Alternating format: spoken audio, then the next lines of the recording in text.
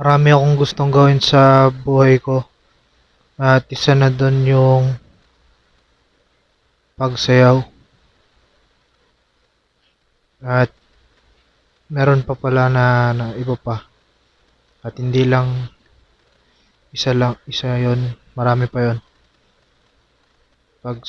Pagkanta, pag-rap, kasi parang nagustuhan ko yun dahil sa mga inidolo kong K-pop idols. Parang gusto ko yung ginagawa nila na yon, pagkanta o pag-rap habang sumasayaw. Tapos yun, sinubukan ko back in 2019.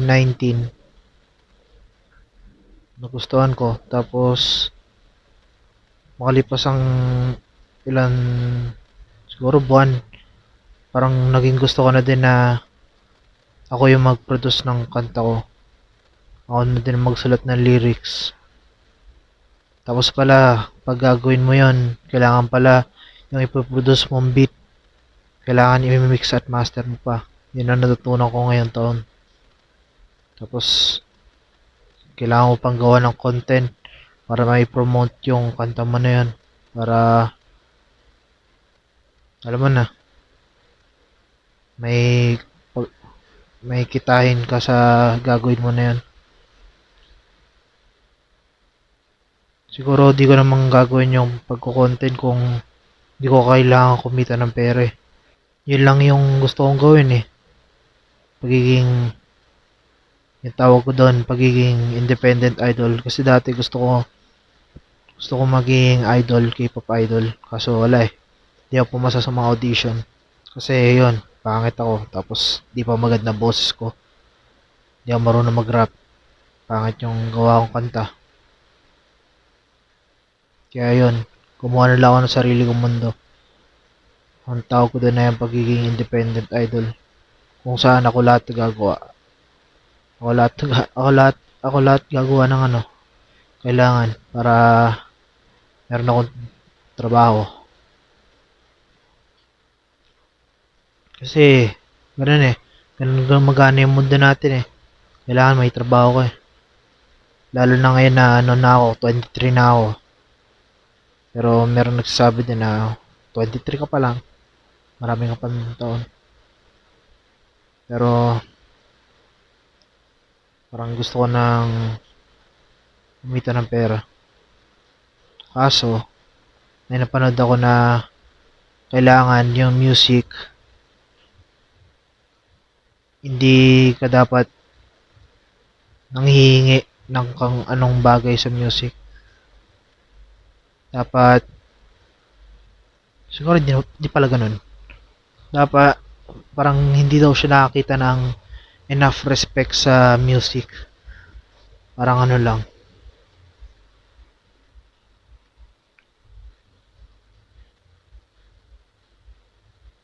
parang wala siyang nakitang masyadong respect. Kasi ang mga artist ngayon katulad ko, nanghihingi sa music na kahit anong bagay. Fame, at sa case ko, ang hinihingi ko sa music, pagkakapera, o kaya tapos ano, pag pagbebentan ko ng vent, pagbebentan ko ng ano, nararamdaman ko. Pagpapalabas ng mga nararamdaman ko.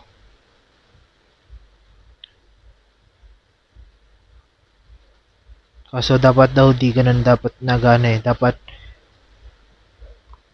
Dapat ikaw yung nagbibigay sa music.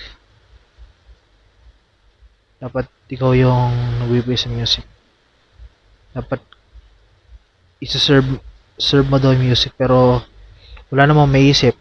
Ang naisip ko lang, ang naisip ko lang gawing posible yung ito, yung ginagawa ko, yung pagiging independent idol para sa mga tao na mahalin din yung music.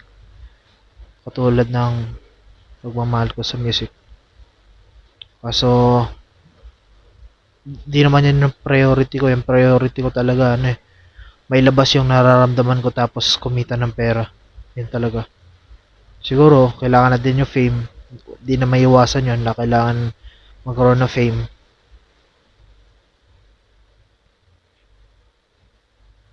Wala eh.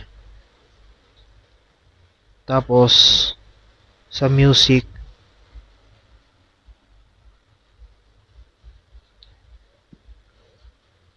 sa music, parang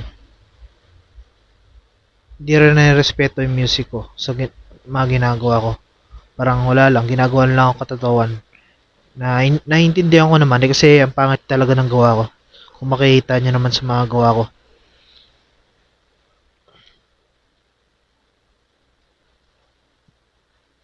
Makita niyo naman sa gawa ko eh. Kaya, hindi. Um, Parang natutunan ko ng mahalin yung ano, yung pag-aaral ng pagpapa-improve sa sarili ko. Kasi dati, parang may pakiramdam ako na kailangan ko ba talaga to? Kailangan ko ba talaga mag-improve? Pero ngayon, parang na-enjoy ko na yung ano, na-enjoy ko nang gawin. At natuto ko ng mahalin yung pag-aaral, process ng pag-aaral ng ano. Mahal ko siya, pero mahal ko yung paggagawa, pero may discomfort pa rin. Parang discomfort pa rin ako nararamdaman habang ginagawa yan. Siguro, kaparte na yan ng pag-aaral.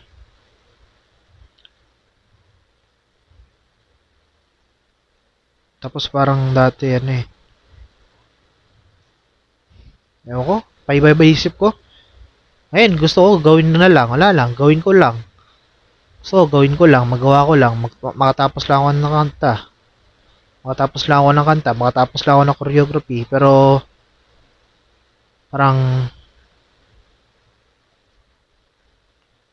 ay, naku po. Ngayon, gusto ko naman na parang marespeto yung, parang mapanood ko sa, ma-videoan ko yung sarili ko na ginagawa yung lahat ng ginagawa ng mga independent idol. Yung mga kakanta ko, magpe-play, magandang music na magpe-play. Tapos, maganda yung pagkakanta ko o kaya pagkakarap ko. Tapos, maangas yung pagkakasayaw ko. Maganda yung pagkakasayaw ko. Parang gusto kong may ganun na result naman. Hindi yung wala lang, makagawa lang. Eh, kasi ilang beses ko nang ginawa yun, yung basta wala lang, makagawa lang. Makagawa lang ng kung ano. Parang di ko binigyan ng oras. Parang isang araw lang. Isang araw lang. One day max lang. Isang araw lang na paggawa. Proseso. Di ko, walang revision. Walang, basta walang revision. Walang ano, wag lang pag-uulit. Di, minadali lang. Minadali lang. Hindi man, basta minadali lang. Minadali lang yung gawa ko. Um, Siguro, itong vlog na to, ba't ko ba nasimulan to?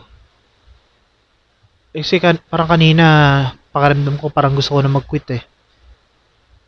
Oh, parang gusto ko na mag-quit. Hindi ko alam kung bakit. Nakalimutan ko na eh. Kanina alam ko eh. Kanina alam ko kung bakit gusto ko mag-quit. Ngayon hindi na. Like, what the tops? Ah,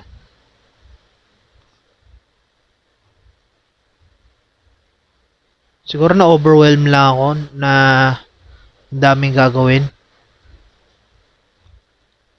Nakaka-overwhelm lang na maraming gagawin. Tapos, parang, yun, nahalala ko na. Kasi, yung parang pag gumawa ako ng kanta, tapos pinag-usapan ko na yung kanta, yung gusto kong pag-usapan, parang ayoko nang i-perform ulit yun. Kasi, yung pag-perform na paulit-ulit, parte yun ng pagiging, artist. Parang pag-perform. Parang gusto ko lang one and done. Parang napag-usapan ko na to, tapos, shoo! Okay na, tapos na. Iba naman yung pag-usapan ko next day, then after that day, then next day, tapos next day.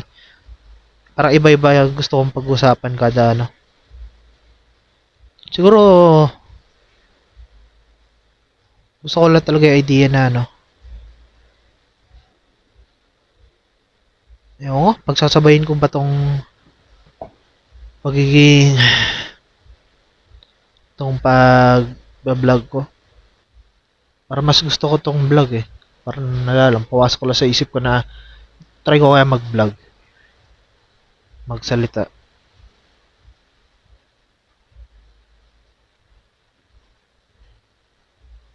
Parang, hindi kasi na, minsan kasi may oras na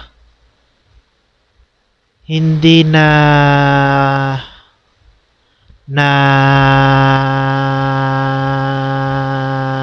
ko-convey ng tunog ng instrument yung gusto kong pakiramdam, na parang gusto kong pagkaka-vent emotion. Kasi ito, ganito lang yung nararamdaman ko pag ano. Parang gusto ko yung ganitong pakiramdam na may nakipag-usap.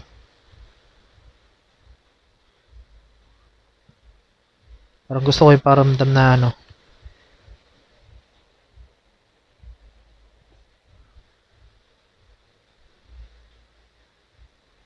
Di naman ako sobrang lungkot.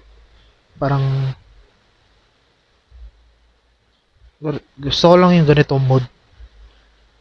Parang ano kasi, paiba paiba yung pwede maging mood in the duration of a song eh.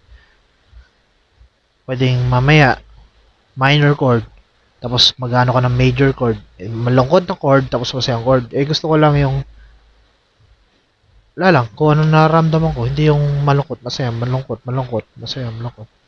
Wala, nalilito din ako sa ano, sinasabi ko. Parang gusto ko na-express yung sarili ko. Parang, ang,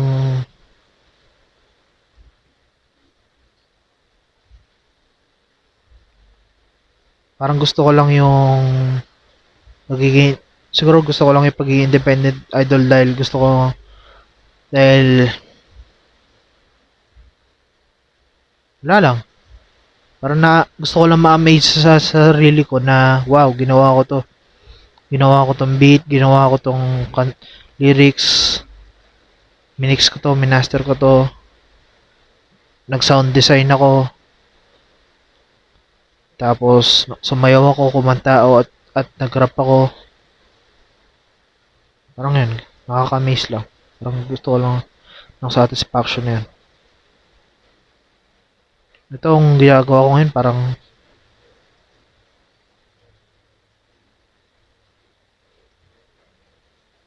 hindi ko na alam. Siguro doon ko na lang tatapusin yun. Sa susunod na dekada na lang ulit tong sunod na video. Share ko lang. Bye!